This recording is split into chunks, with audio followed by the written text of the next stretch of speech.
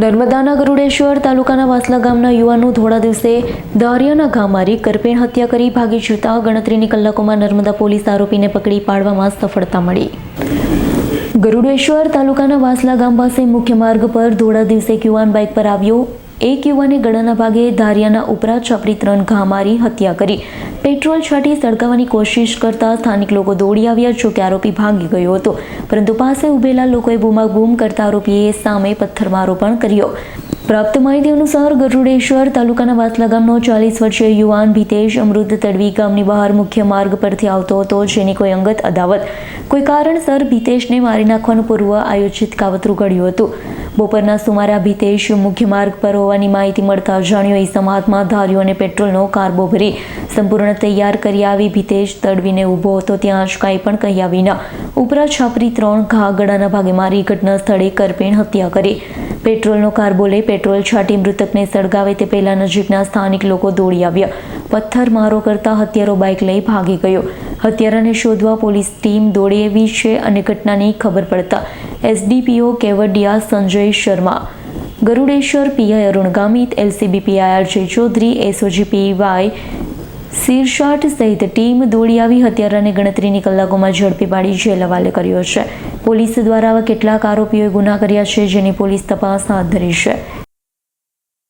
જે આ પ્રકારે જે મર્ડરનો જે બનાવ બન્યો છે તે ભાણદરાથી ગરુડેશ્વર જવાનો જે રસ્તો છે તે રસ્તો નેશનલ હાઈવે 56માં આવે છે। તો આ હાઈવેની બાજુમાં જ જે મૃતક હતો તે પોતાના ખેતર પર જઈ રહેલો હતો। તો એ જ દરમિયાન જ્યારે પોતાના ખેતરની સાઈડ પર રોડ પર જ પહોંચે છે ત્યારે નેશનલ હાઈવે 56 પર જ રોંગ સાઈડમાંથી આરોપી પોતાનું બ્લેક કલરનું પલ્સર બાઇક લઈને આવે છે।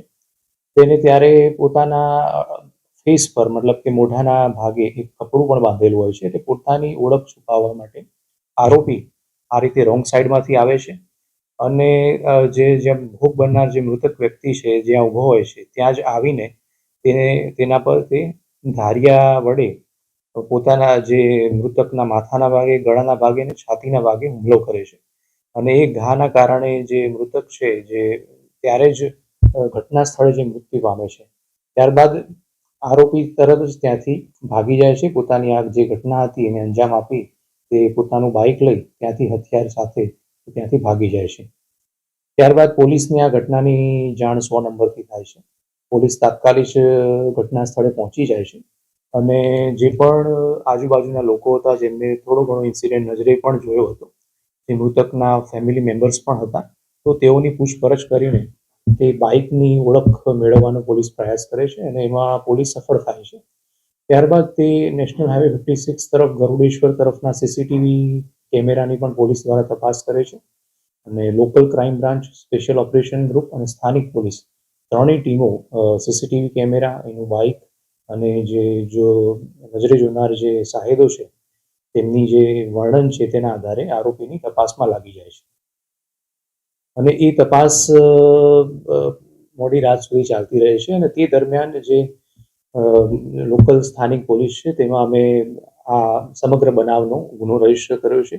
ભારતીય ન્યાય સંહિતાની કલમ 103 અને ગુજરાત પોલીસ એક્ટની 135 કલમ મુજબ અમે આ હત્યાનો ગુનો રજીસ્ટર કર્યો છે અને જે ગુનાવાળી જગ્યા છે તેને સિક્યોર કરી ફોરેન્સિક ટીમની ત્યાં અમે વિઝિટ પણ કરી છે। ફોરેન્સિક ટીમે ત્યાંથી જે એવિડન્સ છે તે પણ કલેક્ટ કર્યા છે અને જે મૃતક છે તેનું પેનલ ડોક્ટર્સ દ્વારા પોસ્ટમોર્ટમ કરવામાં આવ્યું છે, ઇન્ક્વેસ્ટ પંચનામું કરવામાં આવ્યું છે અને ત્રણેય ટીમો જે આરોપીની શોધખોળમાં લાગી હતી તેમને મોડી રાત્રે આરોપીને ધરપકડ પણ કરી લીધી છે। જે મૃતક વ્યક્તિ છે તે ભીતેશ કુમાર તડવી એમનું નામ છે, ઉંમર એમની 35 વર્ષ છે અને તેઓ ખેતી કામ જ કરતા હતા અને આરોપી જે છે એમને મોડી રાત્રે હસ્તગત કર્યો છે। આરોપી પણ એક લો પ્રોફાઇલ છે અને 26 to 30 એજ એની છે। તો હજી અમે એ દિશામાં વધુ તપાસ કરી રહ્યા છે કે એનું બેકગ્રાઉન્ડ ને વગેરે શું છે। જે મૃતક છે પરણિત હતો, તેમના ફેમિલી મેમ્બર્સ પણ છે ત્યાં જ જે ઘટના બની એના થોડા નજીકમાં જ એમનું ખેતર છે, તો તેઓ લોકોએ પણ આ ઘટના જોઈ છે, તે પણ ત્યાં હાજર હતા। હા, પ્રાથમિક તપાસ દરમિયાન અમે જે પણ ત્યાં નજરે જોનાર વ્યક્તિ હતા, એના ફેમિલી મેમ્બર્સ હતા, તેઓની પણ પૂછપરછ કરી છે અને એમના કહેવા મુજબ આરોપી પોતાની ઓળખ છુપાવવાની કોશિશ કરતો હોય તે પ્રમાણે ખૂબ જ એગ્રેશનમાં અને રોંગ સાઈડમાં આવી અને તેને હથિયારના ઘા કર્યા હતા. તો આ પ્રકારની ઘટના અહીંયા જનરલી બનતી નથી. તેમ છતાં જે ઘટના બની છે એટલે એના પાછળ કોઈ ચોક્કસ મોટિવ હોવો જોઈએ અને એ દિશામાં જ અમે હજી વધુ તપાસ કરી રહ્યા છીએ. આરોપીનું જે એરેસ્ટ અમે કર્યું છે તેને આજે અમે કોર્ટમાં રજૂ કરી અને તેના રિમાન્ડ પણ આજે અમે લેવાના છીએ. હા, પ્રાથમિક દ્રષ્ટિએ જે રીતે આરોપીએ હુમલો કર્યો હતો અને જે બાઇક લઈને જે રીતે આવે છે, જે ભોગ બનનાર વ્યક્તિ છે એનું સ્થળ એને ખ્યાલ હોય છે, તો આ તમામ વિગતો પરથી એ જણાય છે કે આરોપીએ ઓલમોસ્ટ આ પ્રી પ્લાન કરીને જ મર્ડર કરેલું છે. પણ જેમ કે મેં કહ્યું કે મોડી રાત્રે અમે આરોપીની ધરપકડ કર્યો છે એટલે વધુ તપાસ આ દિશામાં ચાલુ છે. આરોપી છે એ રોંગ સાઈડમાં જે વેપન સાથે લઈને જ આવે છે. વેપન એ પોતાના હાથમાં જ પકડેલું હોય છે ને એ રીતે જ બાઇક ચલાવતો આવે છે અને પોતાના કામને અંજામ આપીને એ પાછો જતો રહે છે અને વેપન પણ એ સાથે જ જોડે લઈને જતો રહે છે. તો દીપક જગતાપનો રિપોર્ટ, S9 ન્યૂઝ, રાજપીપળા. અમારી તમામ માહિતીથી અપડેટ રહેવા માટે જોડાયેલા રહો S9 ન્યૂઝ સાથે.